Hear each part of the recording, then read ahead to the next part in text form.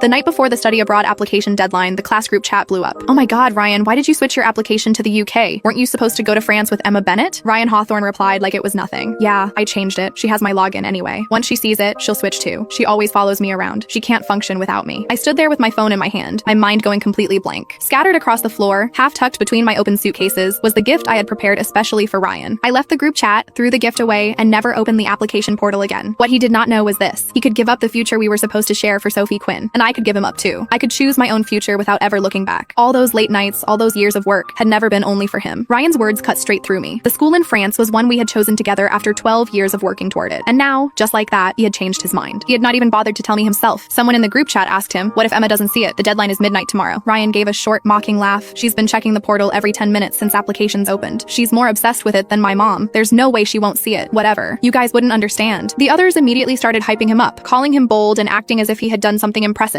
Then someone else asked, "But what if Emma doesn't switch? Isn't the school in France better for her?" Ryan went quiet for a few seconds before answering, his voice suddenly colder. "Bullshit. Emma has separation anxiety. Last time we went one day without seeing each other, she dropped everything and came looking for me. This time, if she doesn't follow me, she won't see me for 3 years. To her, I matter more than any school. She'll choose me. She definitely will." The chat went silent after that. After a long moment, someone spoke up carefully. "Ryan, isn't that kind of unfair to Emma? We all know how hard she worked for this. You should at least tell her." Ryan clicked his tongue impatiently. It took him a while to answer. "Too much trouble. I don't want to deal with it. You all know how Emma gets. If she finds out I changed it because of Sophie, she'll cry until my head explodes. Better not to say anything. Saves me the headache." The group chat came alive again. Fair enough, Emma's great and all, but compared to Sophie, she's still missing something. Ryan really does have girls wrapped around his finger. Their jokes almost crushed me. I wanted so badly to call him, lose my temper, and demand an explanation, but my finger hovered over the screen, and I could not make myself tap his name. In the end, I simply crawled into bed in a daze. I stared at the ceiling as my thoughts slowly scattered. How could someone change so completely? Back when we decided to go to France, the two of us had studied French until we broke down crying in each other's arms, but neither of us had ever thought of quitting. Every time we felt like we could not keep going, we would pull up a picture of the Eiffel Tower and tease each other until we found the strength to continue. The day we received our offers, we laughed and cried at the same time, thinking all the suffering had finally been worth it. But now, when the future we had dreamed about was finally within reach, he had shaken me off and run towards someone else. Honestly, if he had wanted to change his plans, I would not have blamed him. But why couldn't he have told me? In his eyes, was I really that unimportant? If I was such a burden to him, then what was the promise he had made when he proposed to me so carefully that night? Had the hour been too late, the lights too dim, for him to know who was standing in front of him? I wrapped my arms tightly around myself, hid in the dark, and sobbed without holding back. The truth was, I could live without him. I did not have separation anxiety at all. Ever since we were children, whenever he and I chose different schools or different classes, he would become moody for no clear reason. He only calmed down after seeing me, so I had kept walking steadily along my own path while bringing him with me. Ryan was right about one thing. I had always included him in the future I imagined for myself. When it did not harm my own prospects, I was willing to pay the price for loving him. But that did not mean I would keep compromising for him without limits. I closed the application form I had accidentally opened, wiped away my tears, and never opened the portal again.